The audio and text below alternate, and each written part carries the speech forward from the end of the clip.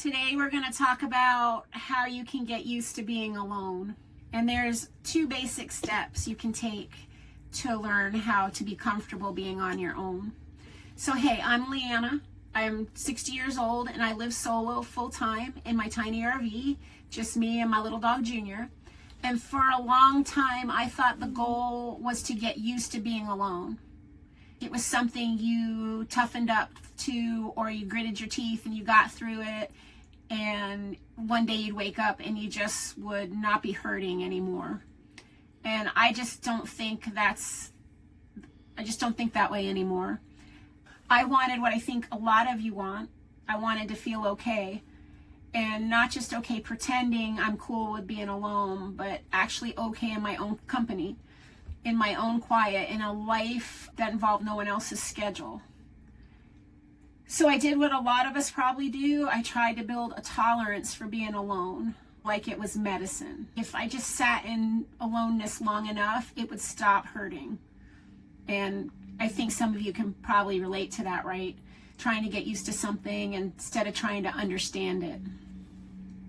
And here's what actually happened. The more I focused on getting used to being alone, the more alone became the loudest thing in the room. I'd notice the quiet, then I'd notice myself noticing it, then a small fear would show up. Something like, oh, if something happens to me, no one's here to help me. And instead of that fear passing through, I'd grab onto it and I'd start managing it.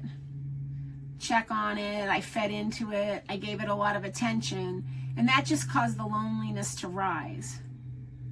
Then I'd fight the loneliness, and then I'd remember how alone I actually was, and then the fear would get bigger.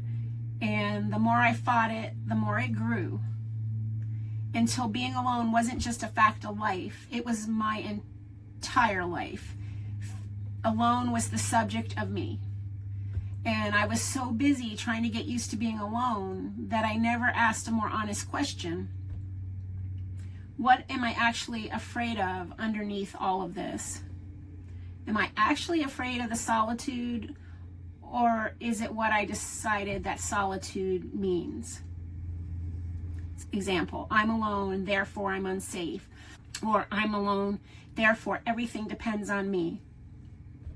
Or I need someone else near me to actually feel secure. And I'm not saying those are your beliefs. I'm saying that's the kind of thing worth questioning and looking underneath your own version of being lonely. And what actually changed things for me wasn't getting used to being alone. It was 2 things, actually. The first was I started building a life. And not a life organized around surviving solitude, but a real life with hobbies and interests and other people in it, even if it was just church or Tai Chi. And that life had nothing to do with whether I was partnered or not. And once my life had enough in it, being unpartnered stopped reading as me being incomplete. It was just what my life looked like. And then the second thing was learning to be with the feeling of aloneness instead of fighting it.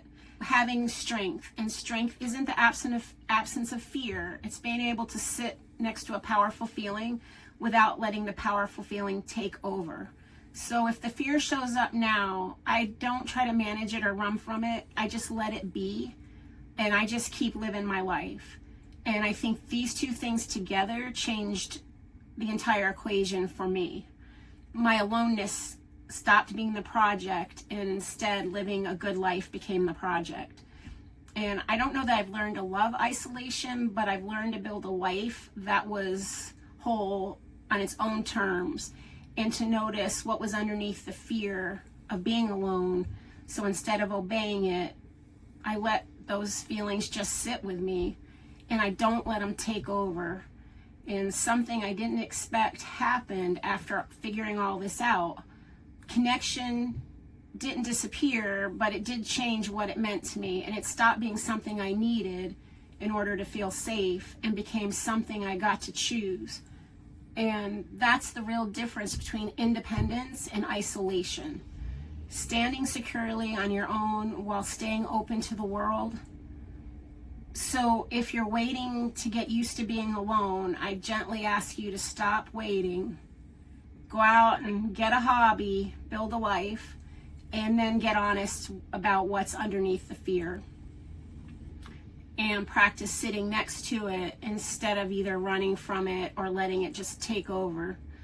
And that's not getting used to isolation, that's just learning to live your life. So I appreciate you, and thank you for being here and for spending this time with me. If this one landed for you, or if any part of it felt like your own story, I'd love to hear about it in the comments. You know I love my comments. And subscribe so you don't miss the next video. And I'll see you in the next one. Have a great week.